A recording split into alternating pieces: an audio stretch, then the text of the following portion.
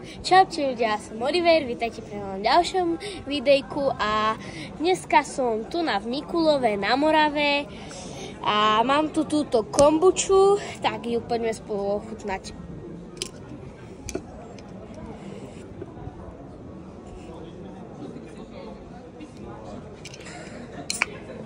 A?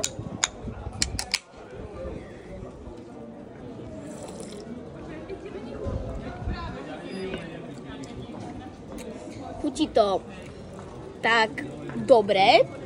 Nemôžem povedať, že je to zlé, je to dobré, je to čosi medzi tým. Dá sa to piť a ako v pohode to, ja neviem opísať tú chuť, ale je to proste dobré a tak môžete si tu kľudne zájsť, kúpiť si ju, vychutnať si ju a popozerať sa po okolí, je tu napríklad nádherný hrad. No proste je tu nádherne. Čaute.